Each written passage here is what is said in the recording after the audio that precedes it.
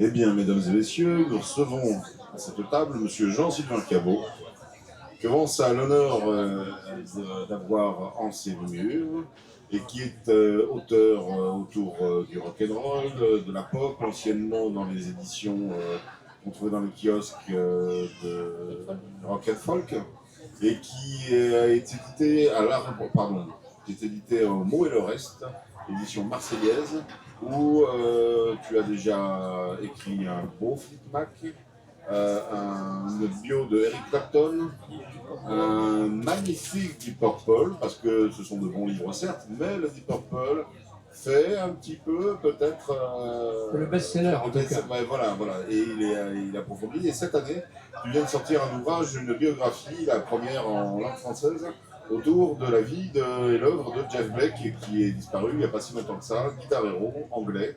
Et pourquoi avoir choisi Jeff Beck plutôt qu'un Jimmy Page ou un Gilmour? Alors, premièrement, la mort brutale, sa disparition très brutale a été ressentie très très vivement, très durement par les amateurs, puisqu'il était encore en tournée.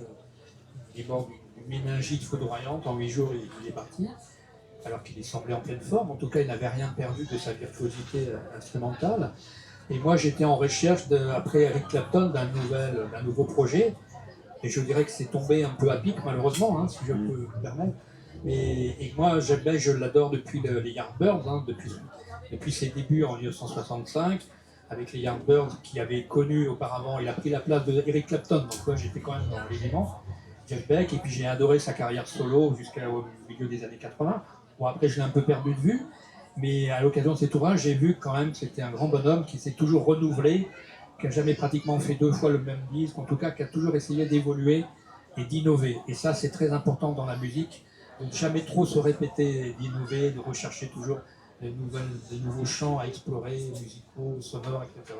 D'autant qu'il n'avait pas l'ego ni la carrière tracée de tous les autres guitar héros anglais, qui était assez discret, qu'il était aussi dévoré par d'autres passions. Il avait une autre passion principale, on se demande même quelle était sa passion principale, si c'était les voitures, enfin les hot rods, les voitures dont on rachète les carcasses et dont on remonte complètement de A à Z en trifouillant les moteurs, en changeant les pièces, et après ça devient des bolides.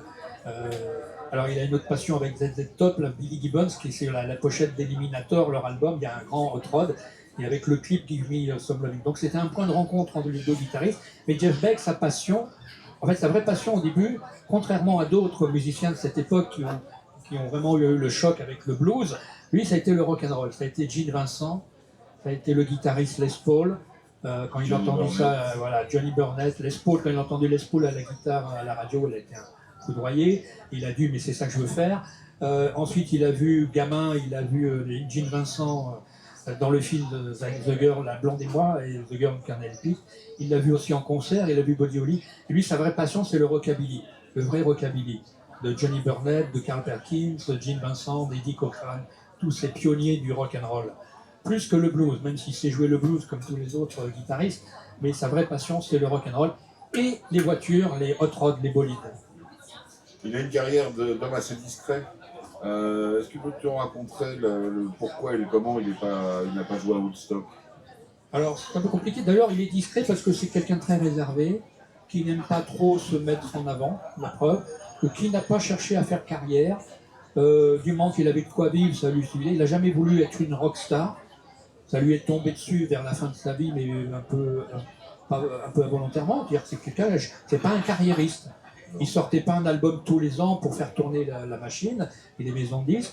D'ailleurs, c'est ce que disaient les maisons de disques. Des fois, il a mis 7-8 ans à faire un disque, mais c'est pas grave. Il a eu la chance d'avoir une maison de disques assez compréhensive. Lui, ce qu'il aimait, c'est jouer de sa guitare, mais surtout chercher des nouveaux sons, explorer, et puis les voitures. Alors pourquoi il n'a pas joué à Woodstock? Parce qu'il était prévu normalement sur l'affiche. Parce que c'est un personnage un peu complexe, un peu caractériel. Il avait quand même pas mal d'accès de colère quand il était jeune, il suffit que l'ampli ou la guitare ne fonctionne pas comme ils veulent, comme il le voudraient, et il commençait à... Comme dans le film où il Voilà. détruit la guitare. Alors, il y a un extrait dans Blow Up, le film de Michelangelo Antonioni, Palme d'Or à l'époque, où il y a une scène où il y a les Yardbirds dans un club où ils cassent la guitare. Et ça, c'est quelque chose qui lui est arrivé très souvent. Il n'y a pas que Pete Townshend des Who qui casse les guitares, il y avait Jeff Beck, mais lui, par énervement, plus que comme manifeste artistique ou politique, lui, c'était plutôt parce qu'il était très content du son qu'il avait avec la guitare ou avec l'ampli. Voilà. Et alors, il n'a pas joué avec Woodstock parce que c'est sa période où il joue avec Rod Stewart et Ron Wood, ses deux collègues de cette époque, où ils ont fait deux albums magnifiques, True et Beckola. Donc, on est en 67, on est en 68. Et en 69, ils ont un énorme succès aux États-Unis. Énorme, hein, on ne se rend pas compte, mais ils étaient plus célèbres à l'époque, enfin, c'est pratiquement aussi fort, sinon plus fort que Led Zeppelin, sauf qu'il y avait de grands problèmes d'ego et de grandes rivalités entre Rod Stewart et lui, et Rod Stewart pensait vraiment plus à une carrière solo qu'à rester le chanteur du Jeff Beck Group, et l'ambiance était vraiment très très mauvaise dans le groupe, et Jeff Beck était fatigué, bon, il a une santé fragile aussi, il a dû annuler plusieurs fois des concerts, soit parce qu'il n'avait pas envie de jouer, mais c'est aussi à cause de problèmes de santé. Et là, l'ambiance dans le groupe n'allait plus du tout. Et il a dit, on va pas aller à Woodstock avec une ambiance pourrie entre nous. On se parlait plus, on se foutait sur la gueule, donc c'était pas la peine d'aller à Woodstock. 3 jours de paix et de musique. Voilà. Mais il n'a pas regretté finalement, parce que tout le monde lui dit, mais ça a été la plus mauvaise décision que tu as prise dans ta vie. Mais non, pas du tout. Je suis très content finalement de n'y être allé. Il y a une collaboration que le grand public connaît moins, qui est l'alliance de la carpe et du lapin, quand il joue et se lie d'amitié avec Stevie Wonder. Oui, alors c'est un autre épisode pas très heureux non plus dans sa carrière, parce qu'il a eu beaucoup de mauvais coups, il n'a pas eu beaucoup de malchance. On ne va pas remonter, parce que tout est dans le livre, mais il y a quand même des épisodes. Alors avec Stevie Wonder, il y a un épisode assez malheureux, c'est qu'il y avait un deal au départ, c'est que Stevie Wonder l'invite sur son album à jouer de la guitare, et en échange, Stevie Wonder lui offre une composition, enfin, il donne une chanson. Et un jour, Jeff Beck est en studio, il commence à jouer un rythme en batterie, parce qu'il a commencé par la batterie avant de la guitare, il a quand même quelques notions de batterie, et il commence à jouer un rythme et tout, il dit tiens, c'est pas mal. Et Stevie Wonder arrive, et il se met au piano, et il commence à jouer une mélodie, et il dit tiens, là, on tient un truc, et on tient un bon truc, un bon riff, une bonne mélodie. Et le truc en question, c'est tout simplement Superstition, qui doit devenir un tube énorme pour Stevie Wonder, mais non pas pour Jeff Beck, parce que en sortant du studio, Stevie Wonder, il se précipite voir le patron de Motown, Berry Gordy, voilà, on tient un truc, il lui fait écouter, il dit voilà, on tient un tube, et vite il le sort avant Jeff Beck. Alors là, ça s'est pas très bien passé, pendant longtemps il a eu un peu d'animosité entre deux, enfin ils ont été un peu fâchés à cause de ça, ce qui n'empêche pas Jeff Beck de jouer Superstition tout au long de sa carrière sur scène, de le jouer sur scène. Oui, mais qu'il en a un peu la paternité. Voilà, il y a un peu, voilà. Bon, et même si ça n'a pas été une belle aventure pour lui, il aurait pu devenir certainement là riche et célèbre. En tout cas, bon, et après ils se sont réconciliés évidemment, puisque même avec Rod Stewart, il s'est réconcilié, hein, il n'y a pas de problème. Mais ça a été un épisode un peu ça l'a un peu meurtri quand même. Dans la fin de carrière de Jeff Beck, il y a, on va dire, 2 périodes.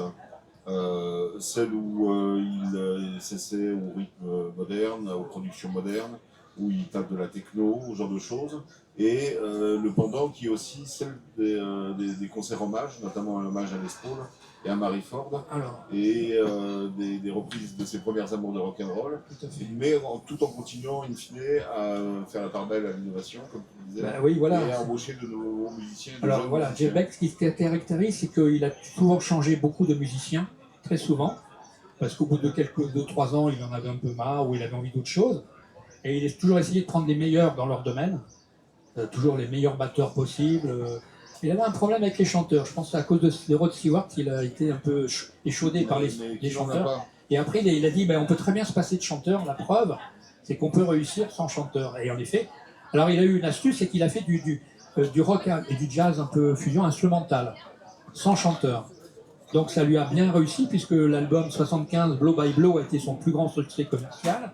Alors, Blow by Blow, qui est produit par n'importe qui. Par George Martin, le producteur des Beatles. Voilà, si on devait être un peu méchant avec Jeff Beck, on dirait que précisément il a une façon de butiner, d'aller faire plein de petites choses différentes, et que ça manque parfois un peu de cohésion, de ligne éditoriale et Mais parce production.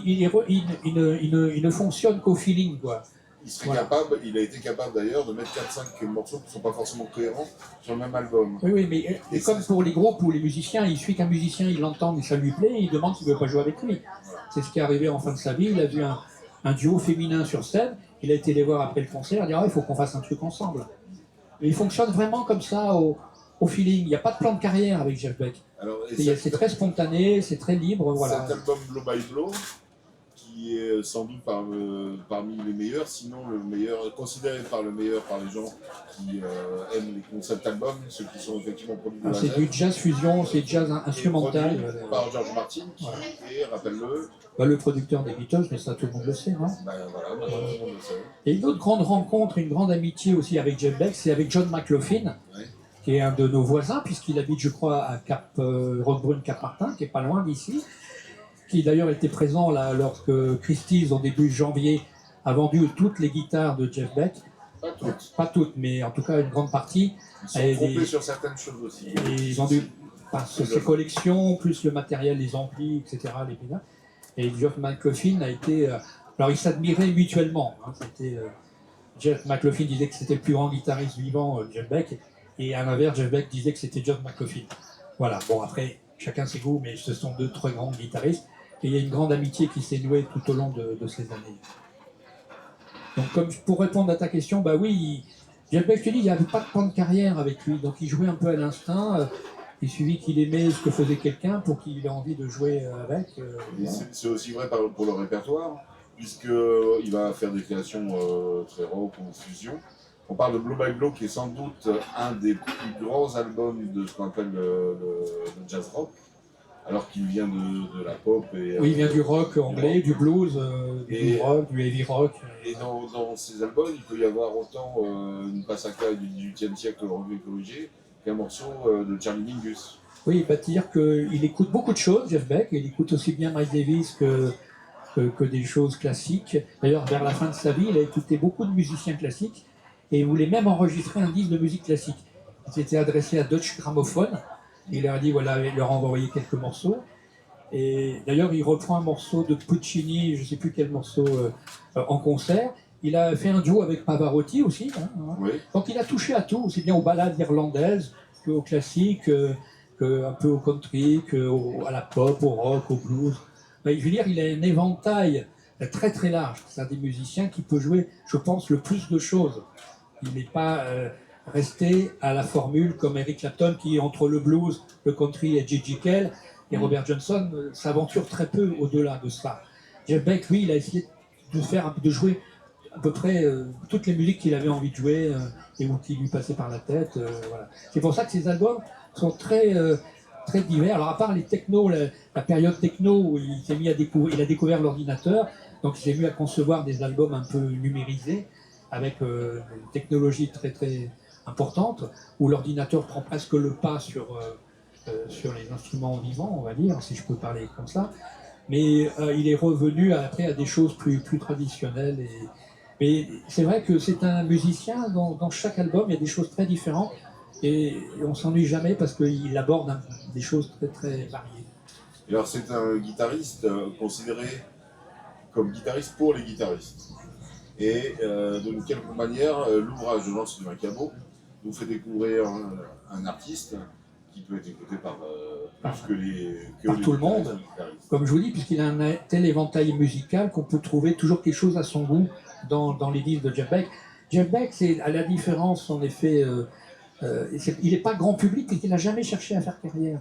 Il n'a jamais eu de vrais tubes. Clapton a eu un Shot the Sheriff, des choses comme ça, Cocaine, qui l'ont fait passer en radio, qui l'ont fait connaître à un large public. Jeff Beck, non, pas du tout. Il n'a jamais eu de tube. Il a eu un tube, mais malgré lui, dans les débuts des années 60, Hi Ho Silver Lining, et c'est presque contre son gré, parce qu'il n'a jamais voulu chanter, c'est pas un chanteur, et il s'est retrouvé avec un petit tube, dont il n'a pas voulu d'ailleurs, hein, qui disait, mais je vais traîner ça comme un boulet tout au long de ma vie, parce que c'est une chansonnette, et voilà, il détestait ça. Mais il n'a jamais cherché, je vous dis, c'est ça, très modeste, surtout très musicien en fait. C'est pour ça qu'on a dit un guitariste pour guitariste, parce que c'est vrai que les guitaristes, vraiment les professionnels, mais les amateurs, ont tout de suite reconnu en lui un innovateur, un expérimentateur, un type qui bricolait ses guitares, qui les démontait, qui les remontait, qui rajoutait des pièces, des micros, des machins. Ça tu peux en parler mieux que moi, c'est un peu ton domaine. C'est un peu comme il démontait et remontait une voiture, ben, il démontait et remontait une guitare en ajoutant des pièces différentes pour que ça sonne mieux ou différemment. C'est quelqu'un qui a la réputation de savoir faire retordre tel ou tel modèle de guitare. Il va aller vraiment au fond des choses, aller chercher les timbres qu'on ne cherche pas forcément, avoir des utilisations qui ne sont pas adéquates. Et le fait de ne pas forcément avoir une démarche normée sur l'instrument fait qu'il a énormément innové. Technique de vibrato, il jouait au doigt, sans médiator. Et il était virtuose des petits boutons qu'on a, les 2 ou 3 petits boutons qui sont celui de tonalité ou de volume avec lequel il faisait soit la pédale wah-wah, soit de shimmeling, de quantité de techniques diverses et variées. Tu disais tout à l'heure en effet que vers la fin de sa vie il a fait des concerts hommages, alors ça c'est un peu le cas de tous les musiciens. Eric Clapton aussi il a fait des concerts hommages à Robert Johnson ou au blues. Lui il a eu la chance et il a envie de faire un disque hommage à Cliff Gallup, hein, qui était le guitariste de Gene Vincent, qui est son héros depuis toujours, qui a toujours été son héros au niveau de la guitare rock'n'roll. Et ensuite un hommage aussi à Les Paul, grand découvreur, grand inventeur aussi sonore, grand explorateur de la guitare électrique. Et ça, il le faisait par envie comme ça, quand il n'avait pas trop de projets. D'ailleurs, il avait du mal à se mettre, à aller en studio pour composer, c'est pas un compositeur. Heureusement qu'il avait toujours autour de lui des gens très capables, qui lui apportaient des mélodies ou des compositions. C'est pas un interprète, lui, ce qu'il veut, c'est jouer de la guitare. Mais c'est pas un compositeur, un chanteur. Alors que Clapton s'y est mis laborieusement, mais il s'est mis... voilà. Donc Jeff Beck était très réceptif, il a joué avec énormément de monde. Au bout d'un moment, il était tellement connu qu'il y a eu beaucoup de Grammy Awards vers la fin des années 2000. Il a quand même été reconnu à sa juste valeur par un public un peu plus large qu'avant. Et il était invité partout pour jouer tel solo de guitare sur tel morceau de Tina Turner. Il a joué avec Roger Waters, il a joué avec Bon Jovi, il a joué avec des tas de stars de la musique américaine, etc. Voilà, donc il était vraiment considéré comme un des grands maîtres de la guitare rock contemporaine. Jean-Sylvain, après Fleetwood Mac, après Deep Purple, après Eric Clapton, et après les Who, le bouquin n'est pas là parce qu'il est pratiquement épuisé, donc même les libraires n'ont pas réussi à l'avoir. Donc un projet ? Un projet, je réfléchis. Peut-être John Mayall, le grand-père du blues anglais, je ne sais pas. Ou d'autres projets. Des fois, un projet, il arrive comme ça, une idée. Après, je suis filtré en relation très proche avec mon éditeur. Hein. Je fais des suggestions et il accepte ou non. Donc, mais John Mayall, apparemment, il serait d'accord. Donc, on verra. Et c'est un gros travail.